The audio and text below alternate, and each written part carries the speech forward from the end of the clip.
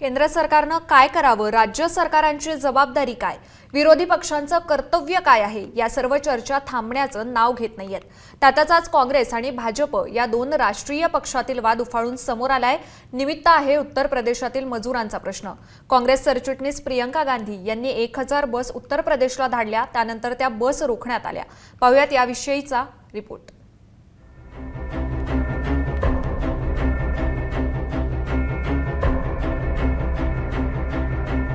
कोरोनाच्या महामारीत सर्व पक्षांनी आपापसातील राजकारण वाद बाजूला ठेवत परस्पर सहकार्य केलं पाहिजे, हे वाक्य प्रत्येक पक्षातील नेते बोलतायत, पण त्यांची कृती काही तशी नाहीये। काँग्रेस सरचिटणीस प्रियंका गांधी यांनी उत्तर प्रदेश सरकारला 1000 बस दिल्या, मात्र या बसचा वापर उत्तर प्रदेश सरकार करायला तयार नाही। या बस रोखण्यात आल्या। विशेष म्हणजे काँग्रेसनं मजुरांच्या वाहतुकीसाठी दिलेल्या बसेस उत्तर प्रदेश सरकारनं राज्यात येऊ दिल्या नाहीत। काँग्रेसनं या बस सेवेची परवानगी राज्य सरकारकडून घेतली होती, तरीही या बस तशाच उभ्या ठेवण्यात आल्याचं आज दिसून आलंय। देखिए, सरकार की तरफ से इस तरह की कोई अभी सूचना हमारे पास नहीं आई है आधिकारिक तौर पर यदि अगर इस तरह की त्रुटि होती भी है तो हमने 1066 बसों की संख्या दी है।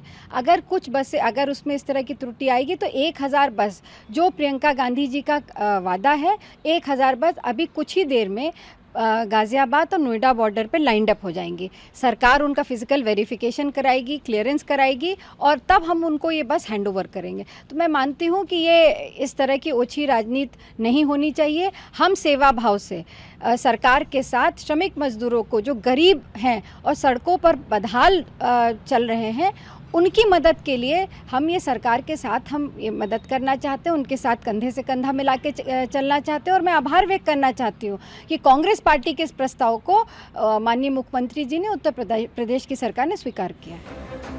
उत्तर प्रदेशातील काँग्रेस नेते या बसच्या वापरासाठी पुढे सरसावले, मात्र उत्तर प्रदेश सरकारनं काँग्रेसनं बस धाडल्याच नाहीत असं म्हटलंय, तर दुसरीकडे काँग्रेसच्या उत्तर प्रदेशातील नेत्यांना या बस जवळही जाऊ दिलं नाही।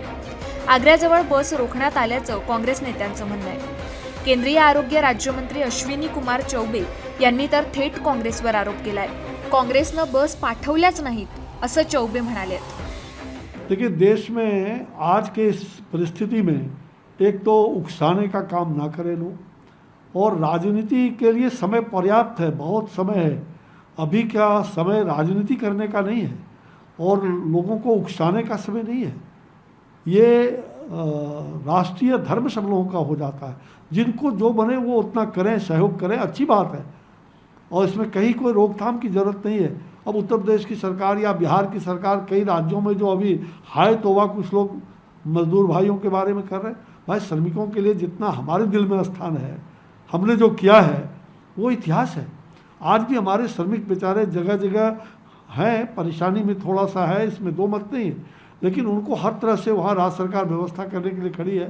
ट्रेन जैसे जैसे है लोगों को लाया जा रहा है, थोड़ा सब्र करने की आवश्यकता है, क्योंकि राज्यों में आकर के क्वारंटाइन कराना और उनको फिर हर प्रकार की व्यवस्था भी, चाहे वो उत्तर प्रदेश हो, बिहार हो, मध्य प्रदेश, जहाँ भी आप देख रहे हैं इस प्रकार के राज्यों में लोग आ रहे हैं, तो बड़ी संख्या में लोग आ रहे हैं कि हम बस दे देंगे। और जब बस मांगा गया तो टेम्पू का और 2 व्हीलर का नंबर दिया गया, ट्रक का नंबर दिया गया।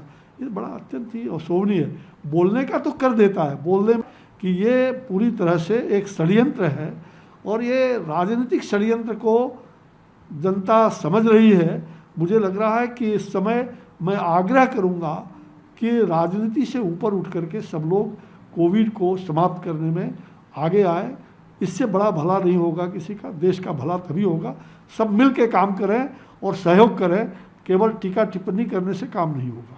आप सरकार को सहयोग करें, अच्छी बात है, हाँ सहयोग करिए ना, आपको कौन मना करता है। जब योगी सरकार जी ने अनुमति दे दिया है तो आपको कागज़ देना चाहिए, बिना कागज़ का तो गाड़ी नहीं चलेगा। अब आपने कागज़ भेज दिया टेम्पू का और ट्रक का, ये उचित नहीं है ना। आप समय बर्बाद करने से क्या फायदा है। काँग्रेसनं 1000 बस पाठवण्याचा शब्द दिला, मात्र प्रत्यक्षात ऑटो रिक्षा पाठवल्या असा आरोप केंद्रीय आरोग्य राज्यमंत्र्यांनी लावलाय। तर दुसरीकडे उत्तर प्रदेशातील काँग्रेस प्रदेशाध्यक्ष अजय कुमार लल्लू यांनी बसजवळ फिरकूही दिलं नाही। अजय कुमार यांनी उत्तर प्रदेश पोलीस प्रशासन आणि सरकार राजकारण करत असल्याचा आरोप केलाय। देखिए, हम गाड़ी लेकर गाजियाबाद और नोएडा जाना चाहते हैं। जानबूझ के सरकार लगातार उस बीच में अड़ंगा डालकर ये नहीं चाहती कि हम मजदूरों की सेवा कर सकें, इसलिए यहाँ पुलिस बॉर्डर पर लगा दी गई है ताकि हमको वहाँ जाने न दिया जाए। ये मेरा गंभीर आरोप है, सरकार जानबूझकर हमारी बसेस को वहाँ नहीं जाने देना चाहती ताकि मजदूरों को हम उनके घरों तक पहुँचा सकें। प्रियंका गांधी आणि एकूणच गांधी परिवाराचे हेतू शुद्ध नसल्याचा आरोप भाजपा प्रवक्ते मुख्तार अब्बास नकवी यांनी केलाय। सियासी घमासान का नहीं। अनफॉर्चुनेटली कांग्रेस पार्टी और उसके नेता जिस तरह का कन्फ्यूज़न क्रिएट करने की कोशिश कर रहे हैं, लोगों के कॉन्फिडेंस को नुकसान पहुंचाने की, कमज़ोर करने की कोशिश कर रहे हैं, वो हास्यास्पद है और दुखद भी है। राहुल गांधी जी उतर आए मैदान में, प्रियंका जी आ गई, अभी रॉबर्ट वाड्रा साहब भी आ गए।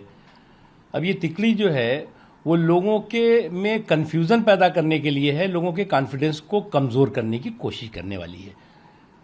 हमें यही समझने की ज़रूरत है कि इस संकट के समाधान के लिए हम सबको एकजुट होकर काम करना चाहिए, सियासी घमासान के लिए नहीं।